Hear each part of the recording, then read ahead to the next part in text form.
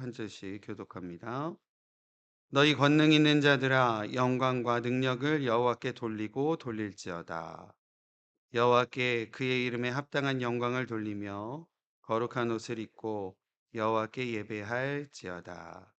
여호와의 소리가 물 위에 있도다. 영광의 하나님이 우레소리를 내시니 여호와는 많은 물 위에 계시도다.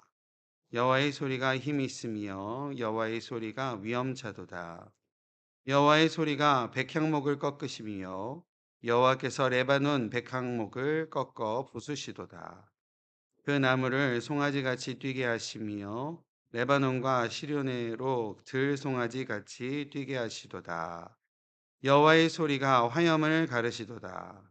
여호와의 소리가 광야를 진동하시며 여호와께서 가데스 광야를 진동시키시로다.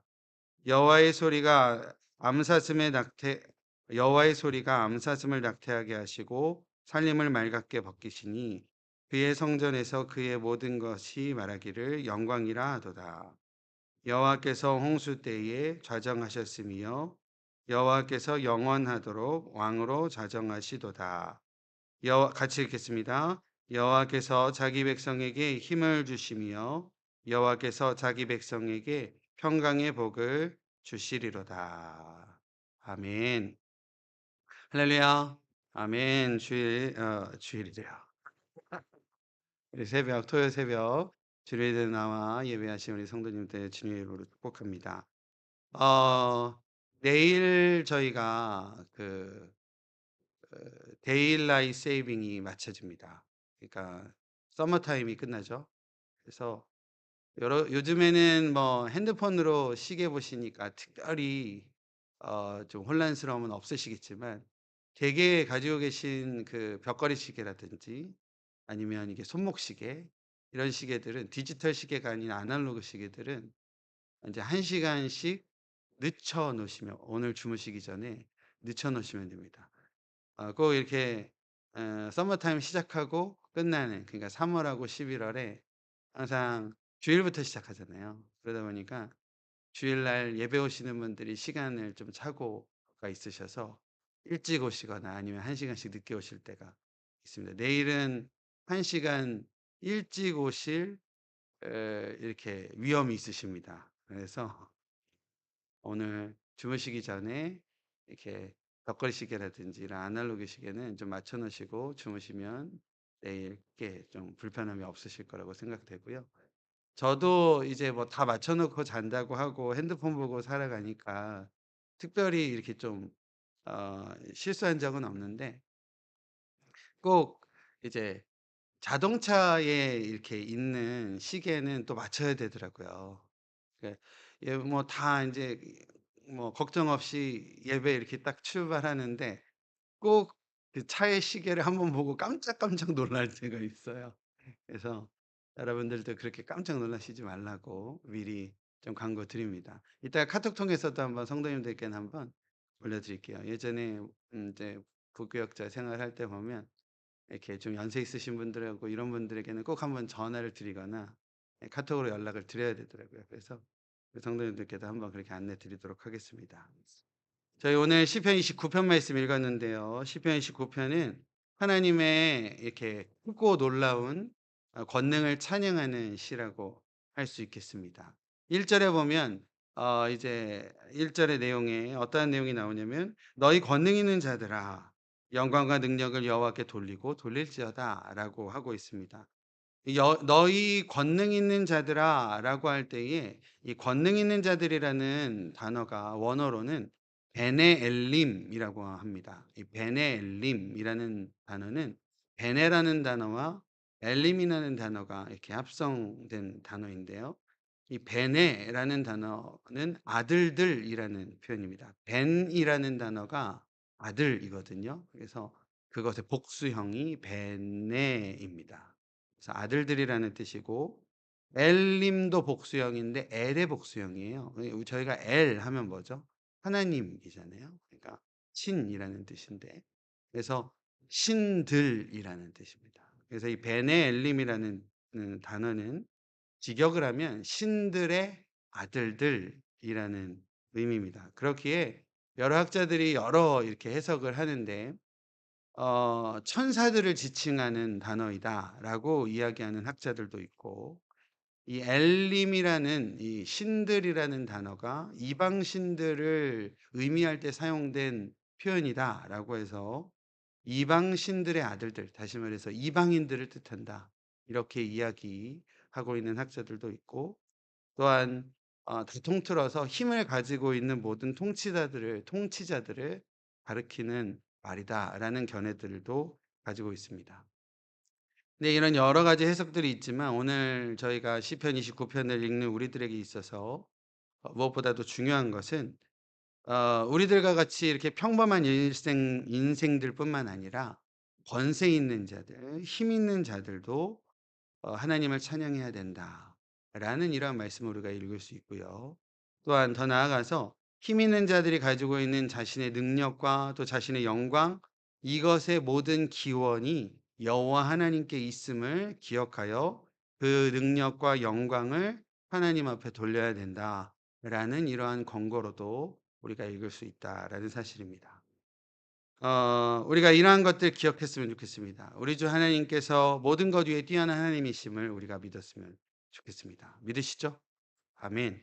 그리고 그 주님만이, 그 놀라운 능력의 주님만이 모든 능력과 영광의 근원이심을 우리가 믿음으로써 우리 주님께만 영광 올리시는 귀한 삶이 모두 되어지시기를 주님의 이름으로 축원드립니다. 2절 말씀에 보면요, 거룩한 옷을 입고 여호와께 예배할지어다라고 노래를 하는데요. 여기서 거룩한 옷이라는 표현의 문자적인 표현은 거룩함의 치장이라는 의미를 담고 있다라고 합니다. 따라서 축제나 절기에 제사장들이 여호와 하나님께 경배하기 위하여 입었던 특별한 의복을 나타낸다라고 하는데요. 이 1절부터 2절까지의 내용 한번 쭉 보시면 화면에도 있으니까요. 이 1절부터 2절까지의 내용은 다윗이 빼앗겼던 언약궤가 다윗성으로 들어올 때에 우리가 잘 알고 있는 내용이죠. 기뻐서 춤췄고, 춤추는 모습을 보면서 그 다윗의 부인이었던 미갈이 춤추던 다윗을 업신여겼던 내용. 이 내용이 역대상 15장, 16장 이렇게 나오고 있는데, 16장에 보면 다윗이 인제 언약궤가 들어올 때 인제 너무나도 기쁘고 감사하여서 이 레위인들을 통하여서 찬양을 하게 하는 그런 내용이 있습니다.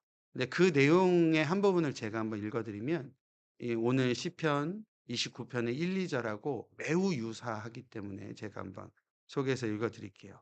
역대상 16장 28절, 29 절이거든요. 28절, 29 절을 한번 제가 읽어 드리겠습니다. 여러 나라의 종족들아, 영광과 권능을 여호와께 돌릴지어다. 여호와께 돌릴지어다. 여호와의 이름에 합당한 영광을 그에게 돌릴지어다. 재물을 들고 그 앞에 들어갈지어다. 아름답고 거룩한 것으로 여호와께 경배할지어다. 거의 유사하고 거의 동일하죠. 네. 이 역대상 16장 29절에서도요. 아름답고 거룩한 것으로 여호와께 경배할지어다라고 할 때에 여기서의 원어도 오늘 본문의 내용과 똑같은 거룩한 옷과 동일한 표현이라고 합니다. 하나님을 경배하며 예배하는 자들의 모습에 대해서 이야기하고 있다라고 할 수 있겠는데요. 여호와의 이름에 합당한 영광을 돌려야 하며 여호와 앞에 먼저 거룩해야 한다라고 강조하며 이야기를 하고 있다라는 겁니다. 하나님 앞에 영광을 올리며 찬양하는 자들이 먼저 거룩해야 한다라는 내용이다라는 것이죠. 저희 이번 주 수요일 저희가 함께 말씀 나누었던 레위기 19장 2절 말씀에 보면 너희는 거룩하라 이는 나 여호와 너희 하나님이 거룩함이니라 라고 저희가 말씀 같이 나누었던 것 기억합니다. 하나님의 언약의 백성들이 하나님과 교제하기 위하여 또 하나님께 예배하기 위하여는 먼저 거룩해야 함을, 또한 죄와 구별되어져야 함을 우리가 말씀을 나누었던 것을 기억을 하는데요. 오늘 이 새벽 우리 주님의 전에 나와 예배하는 우리 모두의 삶이 여호와의 거룩한 이름에 합당한 삶, 또 영광된 삶, 또 주님의 거룩하심으로 인하여 어 구별됨으로 살아가는 삶이 온전히 회복되어지는 우리 모두의 삶이 되어지기를 주님의 이름으로 소망합니다. 하나님 앞에 예배함에 합당한 자들로서 세상과는 온전히 구별되고 또 하나님을 찬양하기에 부족함 없는 그런 구별된 삶으로 귀하게 살아내는 우리 모두의 삶이 모두 되어졌으면 좋겠습니다.